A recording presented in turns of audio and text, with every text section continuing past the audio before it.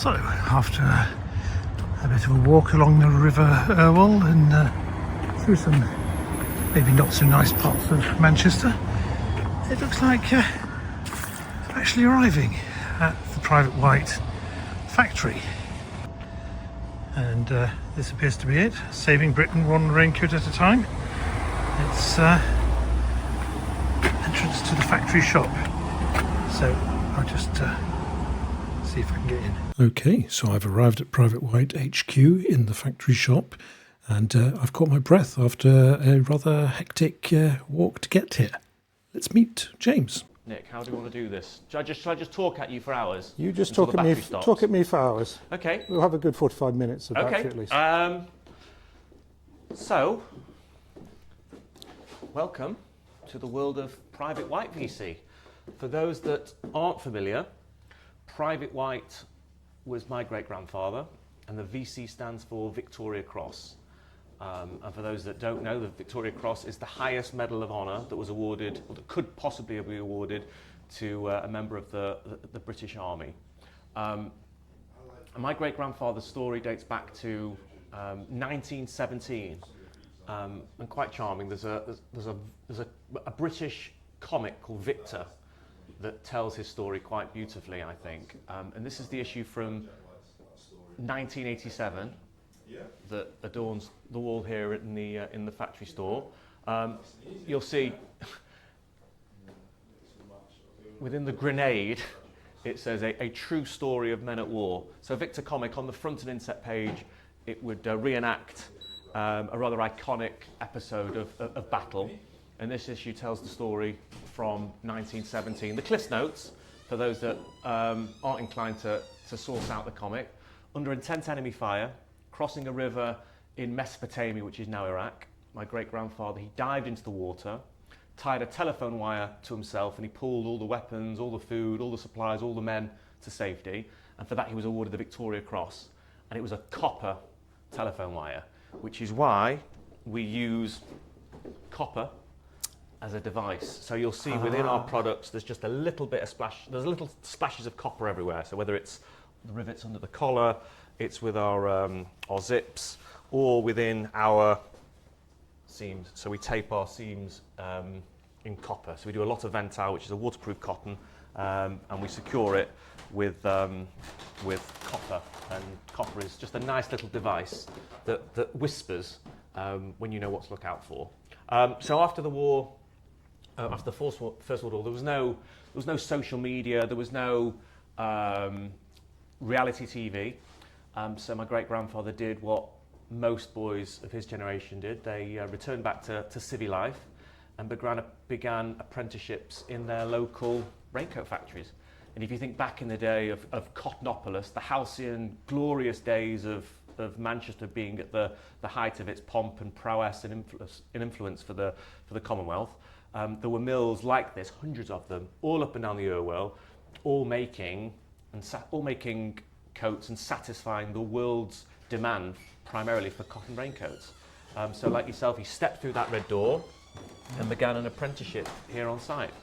And that was over 100 years ago. He started off as an apprentice, became a pattern cutter, general manager, subsequent owner, and the business moved on to different families when he passed away prematurely at the end of the 1940s.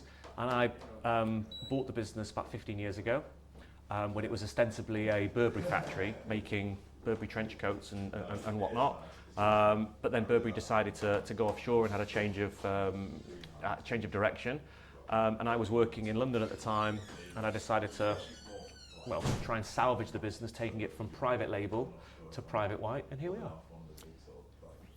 You were working in an entirely different industry. Completely different industry. I was from a very traditional background. So my father's one of two. His brother, a GP, a doctor, now retired. My father, solicitor, now retired. Their father, doctor, now deceased. So there was never really a suggestion you come and work in textiles. Why? Because there was never any opportunity. You know, the days of Britain being a vibrant economic powerhouse from a textile perspective is, that dwindled many years ago. But growing up, I used to work here as a teenager, and I'd always had a fascination with making things. I just had such adulation and respect and great memories of this place. And I always knew that it made beautiful product. And I just thought that, with a little bit of repositioning and trying to push and promote from a marketing perspective, I thought there was something phenomenal to be done here. And I'm still, swimming against the tide and driving myself mad, and the rest of my amazing colleagues and family members who work here with me, to try and make the best coats we possibly can, all using the finest regionally sourced materials, made in-house. Everything that we make is made exclusively here. We don't outsource anything, and we think we've got a great story, an even better product, and may it long continue. Yeah. Okay. So within the business, we've got a lot of. We're very proud of our military heritage. Our founder was a recipient of the Victoria Cross. A lot of what we do is based on military clothing, and the factory, because we've been here for well over 100 years. In fact, the deeds to this building date back to 1853. So as you see as we're walking around, this is not a new building. It's got all the charm and character and quirks of a 150-year-old mill. Yeah. And I said we've been making clothes on site for well over a century, and we've got one of the largest archives in Europe, which I'll show you in due course. And it's full of treasures. So this is an original a dispatch rider's trench coat that was made here in the summer of 1944. And a lot of what we do is based on military clothes and the archive from within. So this is our most recent trench coat. This is our dispatch rider's trench, which is, it has all the traditional hallmarks of the original, but we've modernized it. We've got a more modern fabric. We've got instead of it being in a very, very hard, durable cotton canvas, it's in Ventile, and we've got a detachable, double-sided wool cashmere cloth, and that is based on my great-grandfather's regimental blanket that he was issued in 1916. Right. And you'll see lots of copper detailing and whatnot. So this is the store where we have, the great and the good, from yourself all the way from outside of Oslo to Eric Clapton, Coldplay, Kings of Leon, you name it, they tend to step I like how you mentioned me first. Yeah. So this is the store. This is probably the most fit for purpose part of the building. It's a beautiful, charming space. But don't let the fairly modern lighting fixtures fool you. This is an old building. So as we walk around, you are in a modern day factory that's in a 200-year-old building. It's quite problematic. So we're going to have a walk round. We're going to start at the very top, in the cutting room where it all begins, and then we'll work our way down, and then we'll head back to the store. But you'll see lots of, lots of, I think, amazing pieces like this guy. This is our, we spoke about military references. So this is our Admiral's greatcoat, which is in double-sided cashmere, woven just up the road in a place called Delft. And as I said, you've got lots of copper detailing, internal zips, copper piping, copper binding, and that regimental stripe from within. Detachable shirling collar. And our best-selling silhouettes are all military inspired. So the greatcoat, the flight jacket, the pea coat, the bridge coat, the trench coat, etc. Okay. Yep. Right. Follow me. We do a lot of work with military charities. So this is our little capsule collection that we have for the Royal Hospital Chelsea, and I think we're on our second full-time nurse that we've raised money for. So 50% of the proceeds of these items all go to the Royal Hospital Chelsea. We're very proud of our military background. And what else have we got in here, Nick? Whilst I'm giving you both barrels, we've got. This is original LRDG clip coat that was made here in the 1940s. That was used in many of the inaugural campaigns for the SAS. We've got a nice little statue of David Stirling there, founder of the SAS, under that little shrine to Private White. I believe it was originally made for use in Norway. Was it Norway? But then they repurposed it and used it in North Africa for the Desert Group. Yeah. Right, follow me. Oh, who's that? Oh yeah, David. Oh, come through, come through. Right, definitely going this time. Take care. Follow me. So, we're going to start at the top. We've got, there's the great man, shaking hands with some of the lives that he saved. That's me and my boy. So every year we'll invite our top 50, top 100 clients to purchase a father and son jacket, and all the proceeds go to Francis House. It's a children's hospice in central Manchester. So that's me and my boy Max. We've got lots and lots of, the great and the good wear our product. We've got, Superman, Ethan Hawke, Pierce Brosnan. So, Roger Moore, Daniel Craig, Timothy Dalton, Pierce, obviously, all wearing Private White. So Bond is a fan. I don't know whether Mobland made it over to Scandinavia. You seen Mobland? I have it, but I haven't watched it. Oh well, it's fabulous. Anyway, they're all wearing Private White V.C. I'm pleased to say. So we're going to start work our way through to the top floor.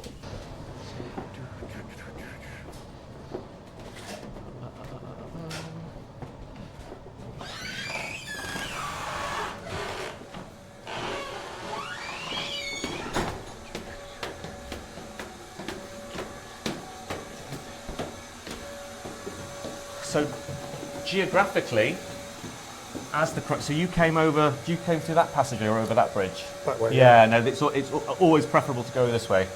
But as the crow flies, these skyscrapers have only come up in the past 24 months. Before they were erected, you could see the spire of the Cotton Exchange, where the empires and the Commonwealth's yarns and silks were bought and sold.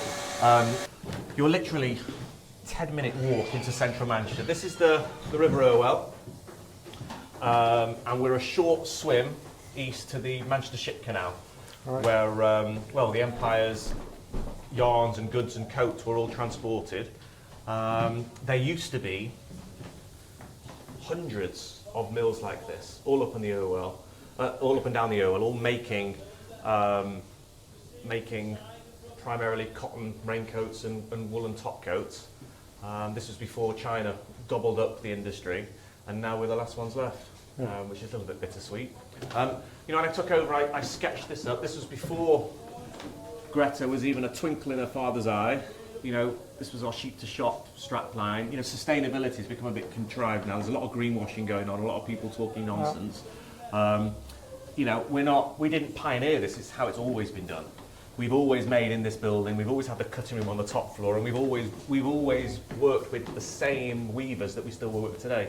Some of the mills we date back, we lean into, have been weaving since the late 1700s. So they've been going a long, long time. It's a bit like Darwinism at its most extreme. If you're still producing textiles in the UK at the top end, then you're the best of the best, and you deserve to still be in business. So.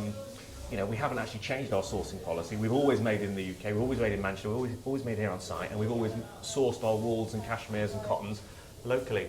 Another splash of copper there on Mr. Tom Hardy. Same again. There's Eddie Redmayne wearing our rider's trench.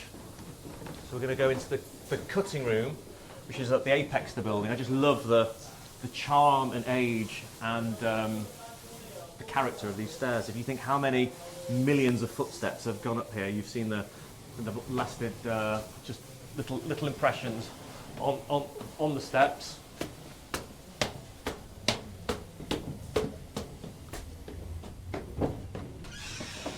Okay, ready for the big reveal. Drum roll, please.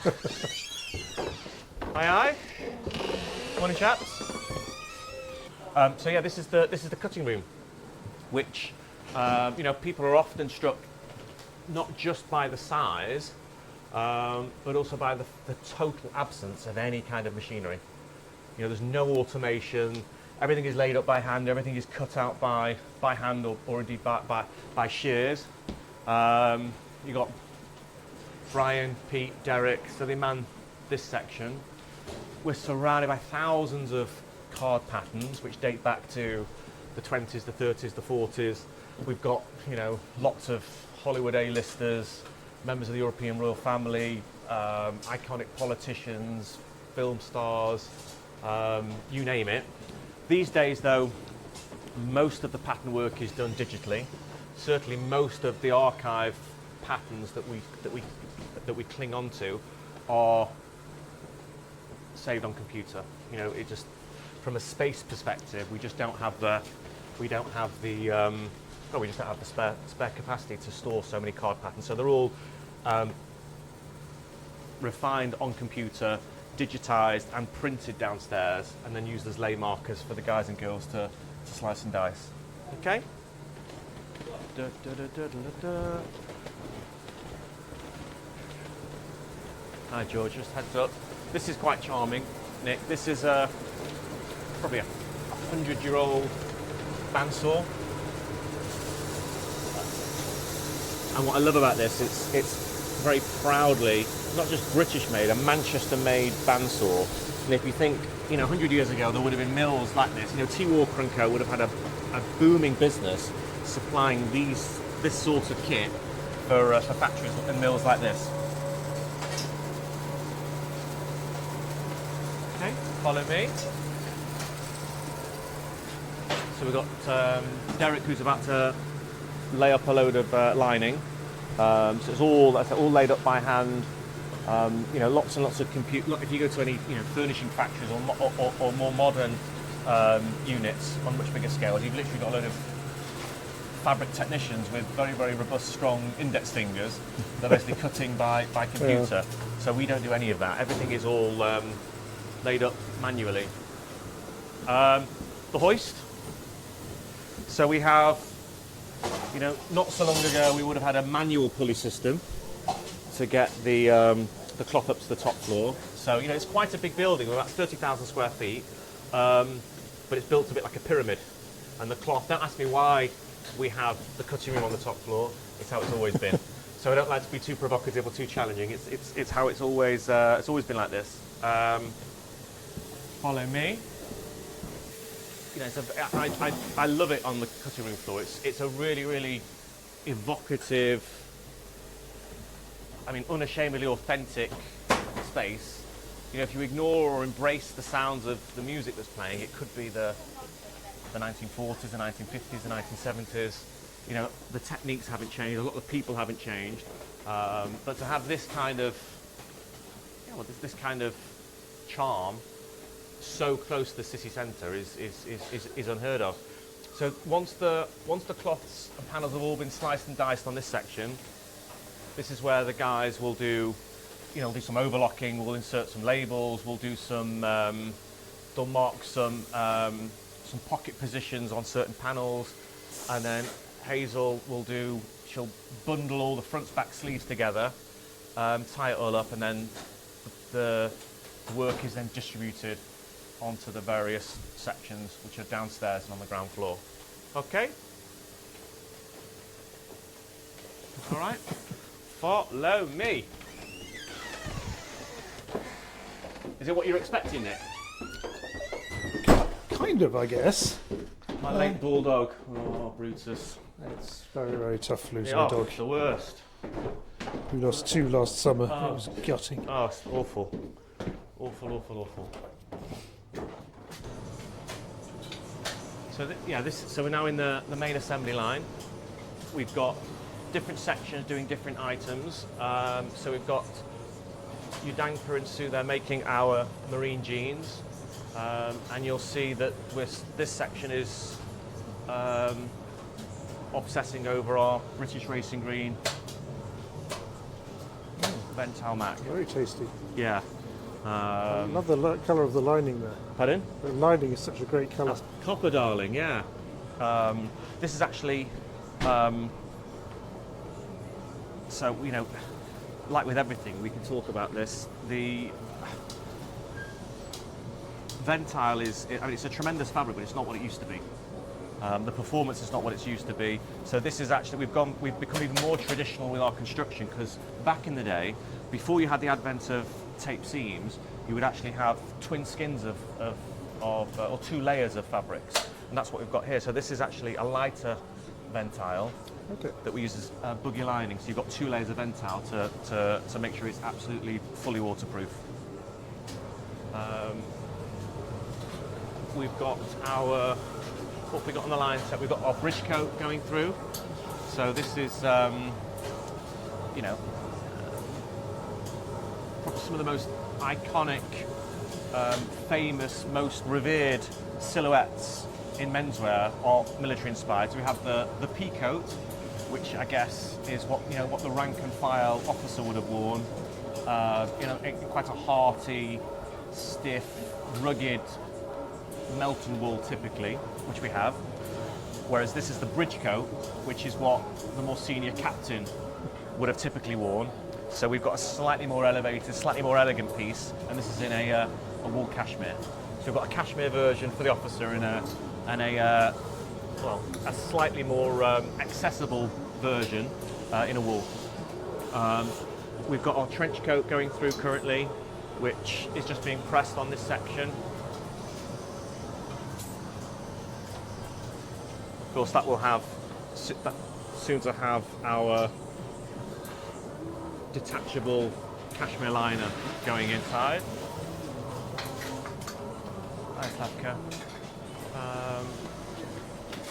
Just trying to think, where are the liners? This is our Donegal overcoat, so that's yarn that comes from Ireland, Donegal, and woven in a place called Delft, which is not so far from here. So everything we do is local, where possible. As I said, yarn from Ireland, woven in Yorkshire, made here in Manchester, proudly. Okay. Yep.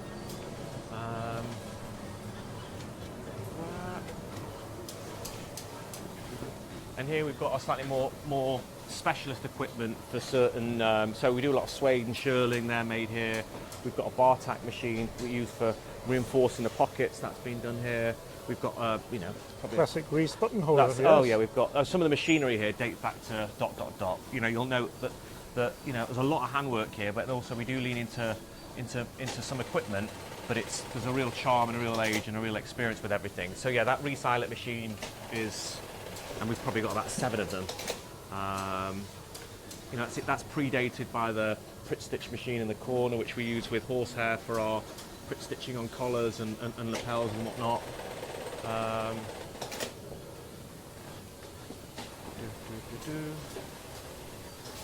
Yeah. Okay. Yep.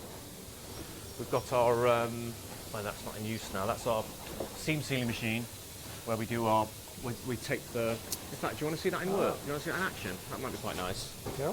So back in the day, back in the mid-80s, we were Gore-Tex approved. So it's a similar kind of technology when it comes to administering, you know, sealing tape, but we do it with Ventile. That'll do, Sue. That'll do. It's only for I know she strives for perfection with everything she does. It will. There you go. So obviously you've got a waterproof cotton. You introduce needle holes. You've got some vulnerability. So this is where and how we.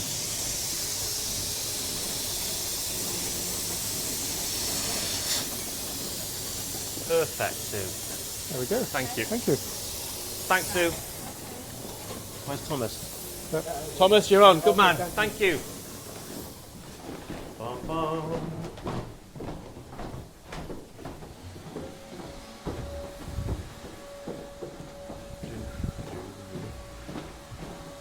Got letters from palaces and prime ministers.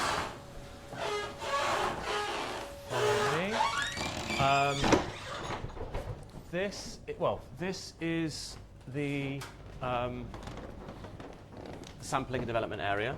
So we've got, you know, I think traditional pattern cutters were always typically tended to be done with card. We still do a lot of the master patterns drafted with card, but we also use computers as well. So Edita and Angela doing that here behind the screens. We've got Lenka, she's in charge of all things quality and product. Lily, design and product development. Brian heads up the cutting room. Carly runs the show. sampling department, design department. We do specials. We do a lot of bespoke. We do a lot of customized stuff. We do a lot of a lot of design development. We're doing a Mackinac Jeep coat for Secret customer, we That's can't it. reveal Yeah, it. we can't reveal. Yeah. So we're based off a piece from the archive. Follow me.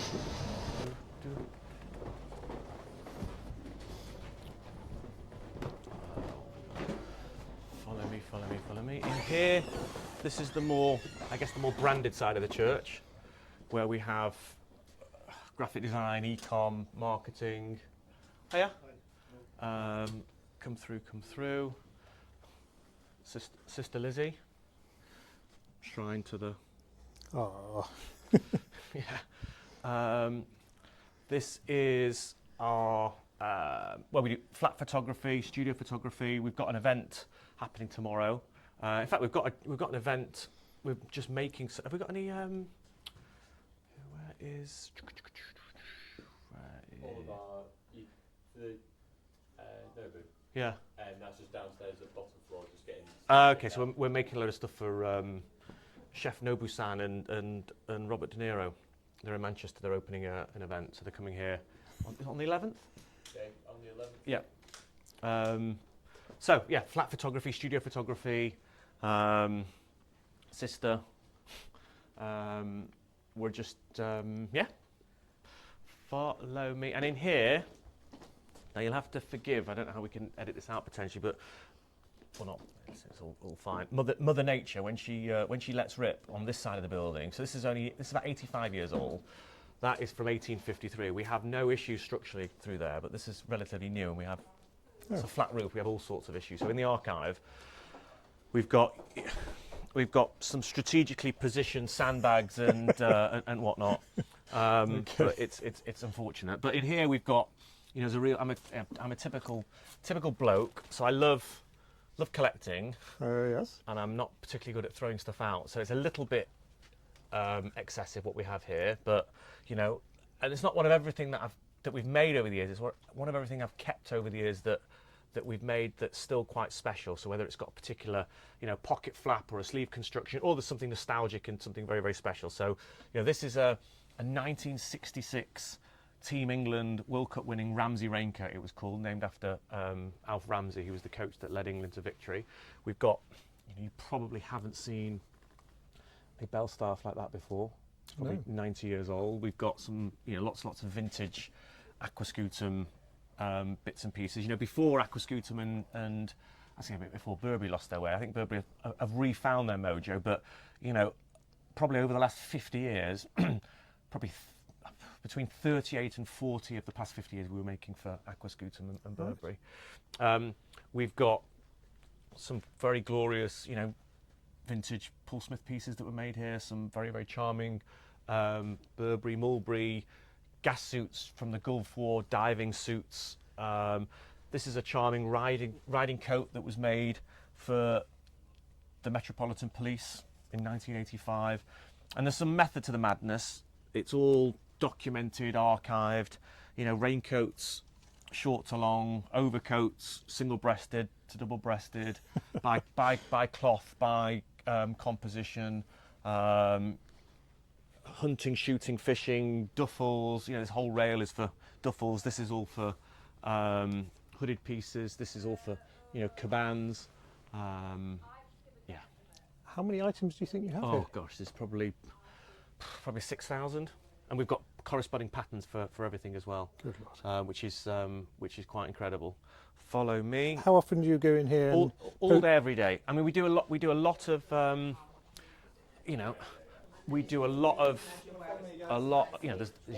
there's big business in vintage showrooms. People buying and trading old patterns and old pieces, and we have it here on site.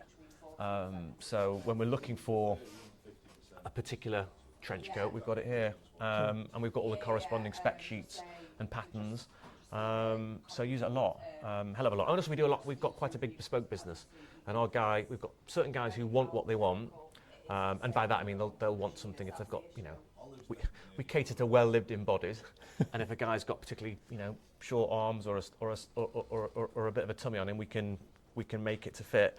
And then conversely, we have guys that want a completely revolutionary item. They've seen something that they want that's really, really special and bespoke to them, and we do that. And typically, we use the archive for that. Follow me in here. I've got the. I've got the. That's annoying. Lots of some keen royals here. We've got Beckham here. It's like football going, isn't it? Yes, correct. This is my office, which is not looking as perhaps as neat and tidy as it should. Lots of dog pictures, a few family pictures. Got a Lowry there. He was obviously a big iconic son of Salford. Have our Private White Bentley, so we were approached to design a bespoke Private White Bentley, which we did. We've got Beckham, and I've got strapline that I find really, really evocative and really, really powerful is saving Britain one raincoat at a time. That's what it feels like we're doing. So if it keeps raining more and more, you'll be quids in. That's it. That's it. Okay. What else? That in a nutshell. I mean, got some. Yeah, ignore this. So this is our. Obviously, we've got the warehouse downstairs, which stores all our bulk production cloths. These are what we use for. It's our cloth library. We use this for sampling, and typically, when you're doing a production run, we like to keep half a metre or a metre over for offcuts, for specials, for references, for filing, and also,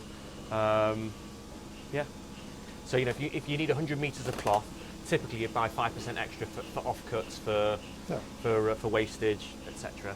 So there's a lot of glorious pieces here dating back to ... The majority of these all come locally. So most of what we source is we buy a little bit from Italy, but the lion's share of what we do is all from within the UK.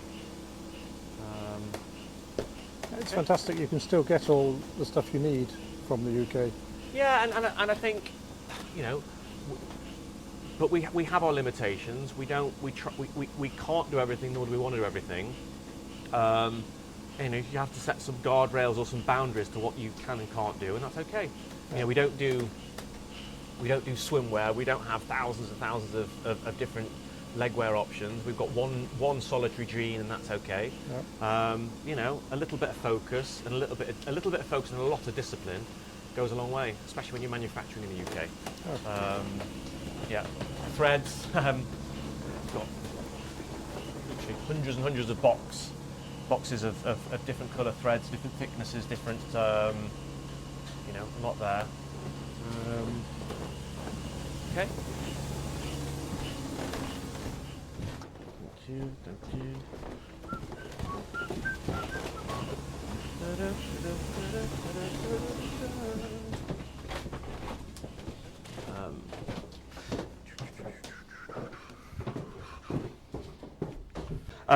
So this is one of the meeting rooms, and you've got our wall of fame and notoriety here. We've got some of the deeds of the factory on the wall. We've got letters from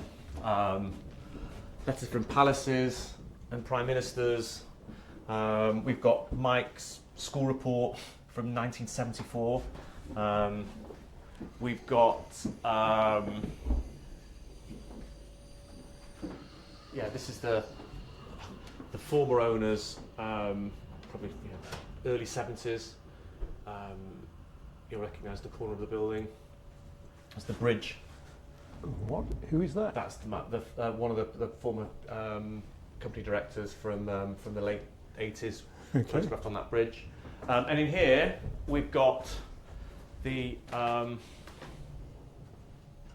So, for example, you saw the Paul Smith swagger coat that was on the in the archive, and these are all the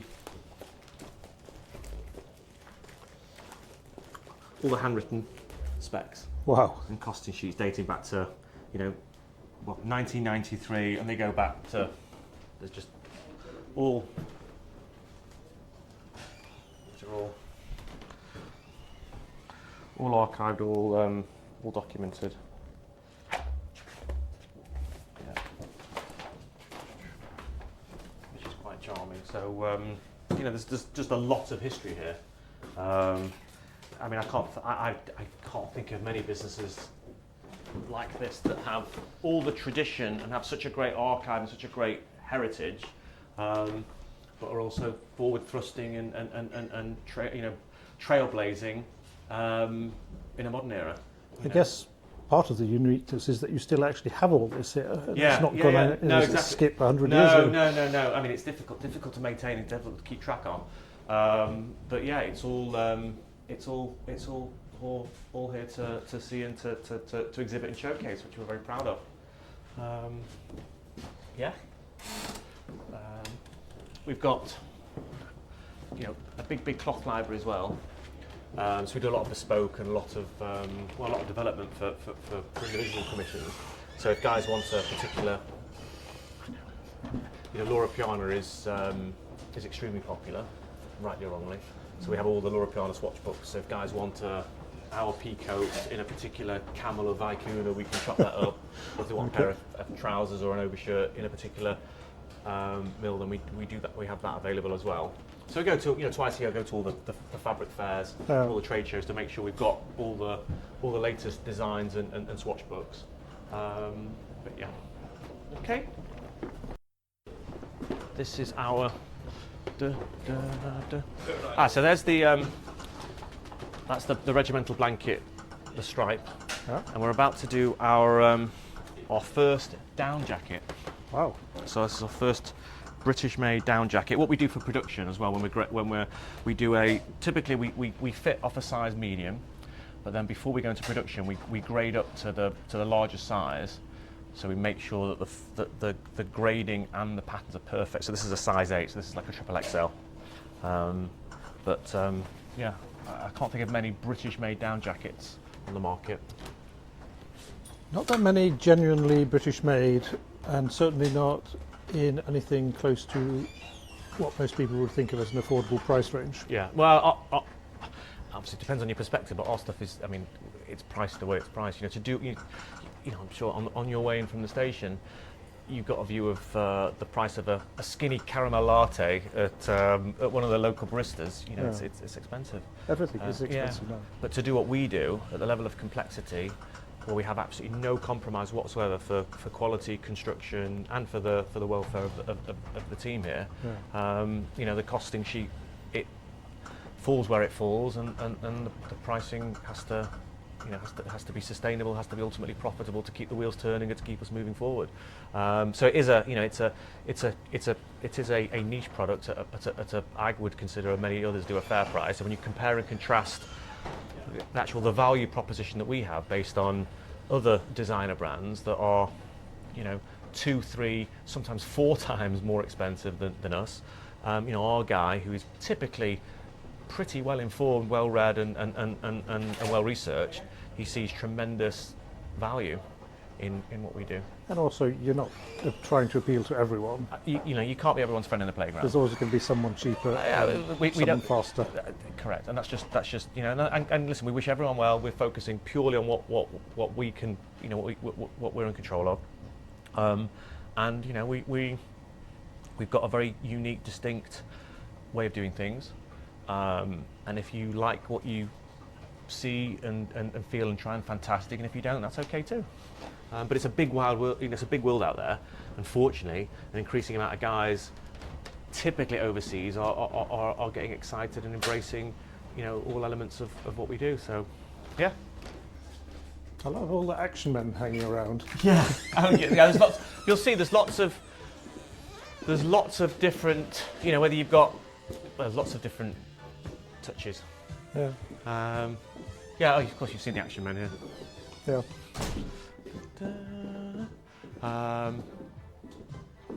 We've got little plaque there from Princess Anne.